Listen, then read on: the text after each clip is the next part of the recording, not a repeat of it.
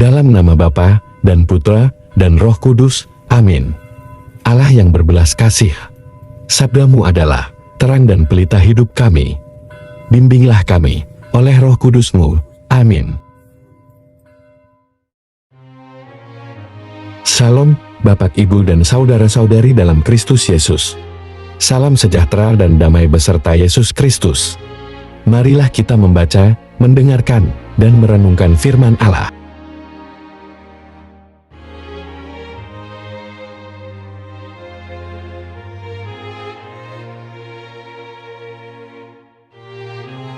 Inilah Injil suci menurut Lukas. Pada suatu kali, Yesus berdiri di pantai Danau Genesaret. Sedang orang banyak mengerumuni Dia, hendak mendengarkan firman Allah. Ia melihat 2 perahu di tepi pantai. Nelayan-nelayannya telah turun dan sedang membasuh jalannya. Ia naik ke dalam salah satu perahu itu, yaitu perahu Simon, dan menyuruh dia supaya menolakkan perahunya sedikit jauh dari pantai.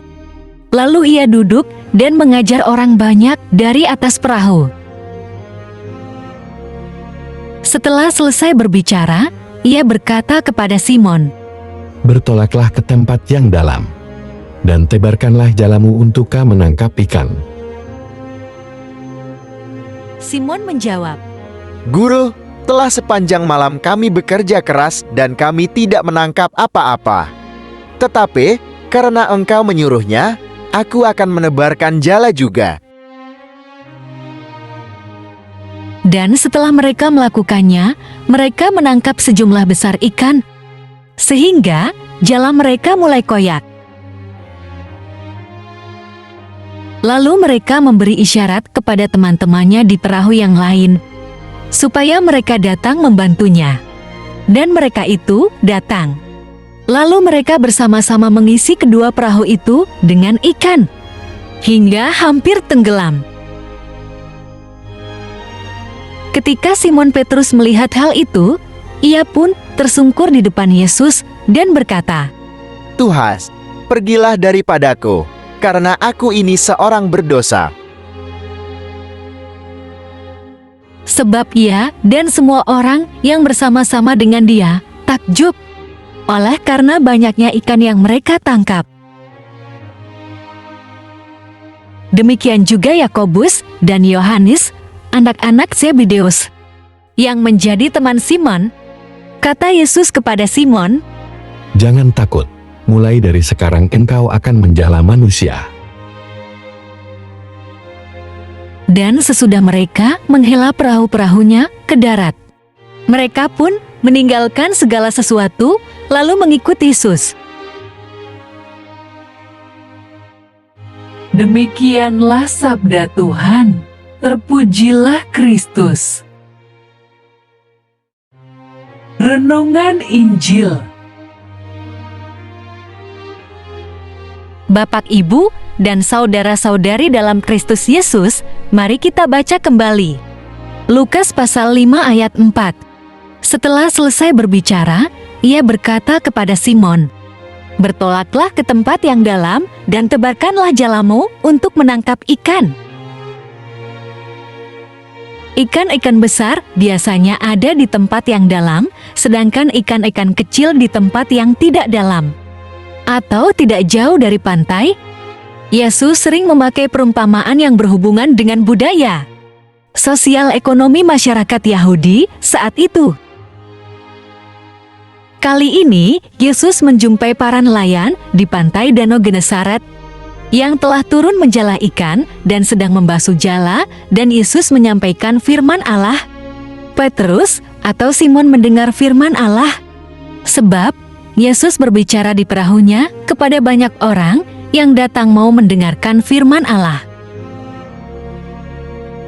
Yang menarik adalah ketika Petrus mau mentaati Yesus yang menyuruhnya turun ke danau kembali untuk menjala ikan, padahal semalaman Petrus menjala, tetapi tidak mendapatkan ikan. Kita lihat firman Allah yang didengar oleh Petrus menyentuh hatinya. Meski pikiran masih ragu-ragu karena menurut hikmat atau pengetahuan dan pengalamannya sebagai nelayan. Saat itu sepertinya pagi hari menjelang siang, kemungkinan untuk mendapatkan ikan itu sulit.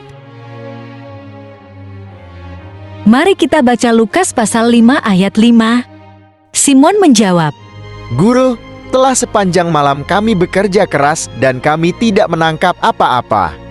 Tetapi karena engkau menyuruhnya, aku akan menebarkan jala juga. kita pun seringkali ragu-ragu mengikuti firman dan sabda Allah yang kita baca atau kita dengar, sebab pikiran kita berbeda dengan yang dikatakan firman Allah. Pikiran kita cenderung memakai hikmat manusia bila tidak dipenuhi oleh firman Allah, hikmat Allah. Itu sebabnya kitab Amsal menasihati kita agar mempercayai dan mengandalkan Allah dan bukan bergantung pada pikiran kita sendiri. Mari kita buka kitab suci Amsal pasal 3 ayat 5-6.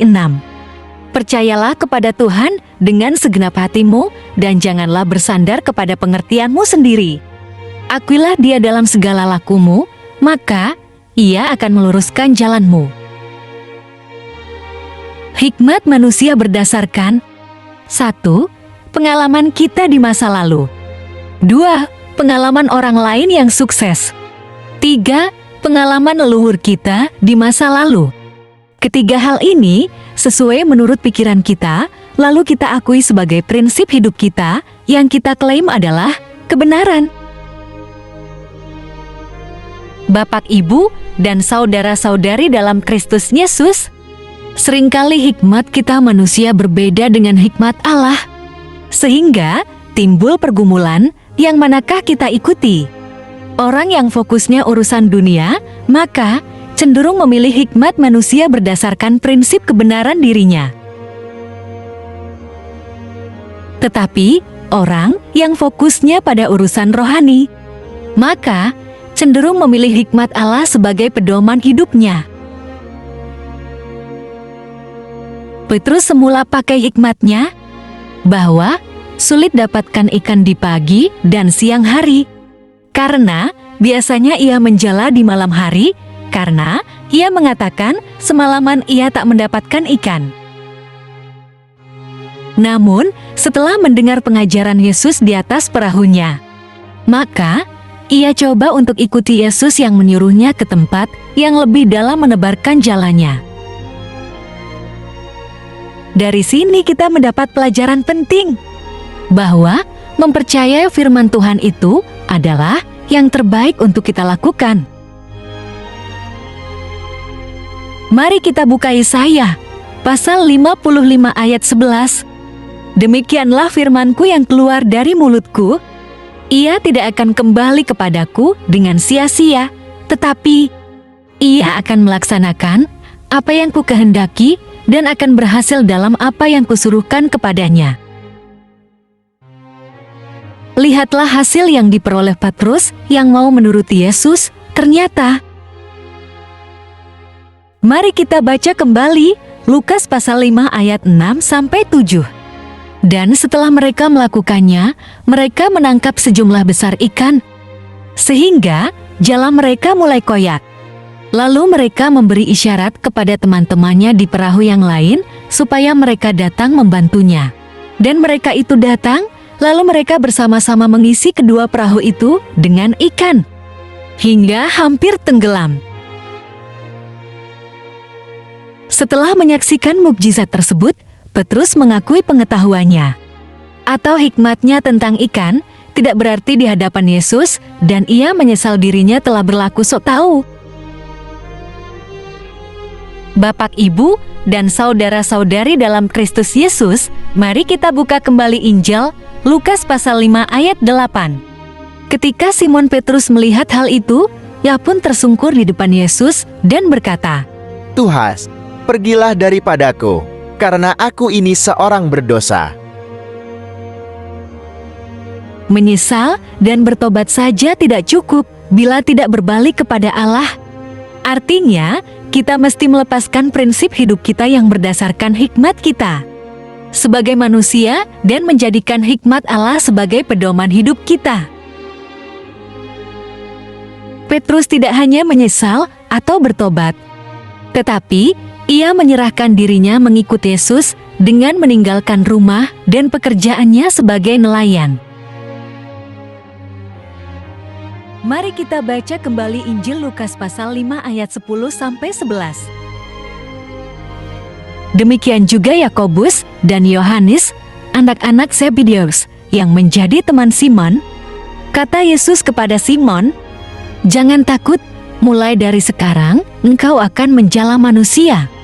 Dan sesudah mereka menghela perahu-perahunya ke darat, mereka pun meninggalkan segala sesuatu, lalu mengikut Yesus. Apa maknanya bagi kita? Yesus menghendaki Petrus, Yakobus, Yohanes pada perikop ini untuk menjadi penjala manusia. Artinya, mewartakan Injil agar banyak orang percaya kepada Yesus dan mengalami kasih Allah. Bahkan di kelak kemudian hari, memperoleh hidup kekal di sorga.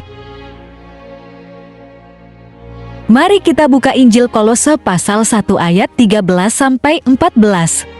Ia telah melepaskan kita dari kuasa kegelapan dan memindahkan kita ke dalam kerajaan Anak-Nya yang kekasih.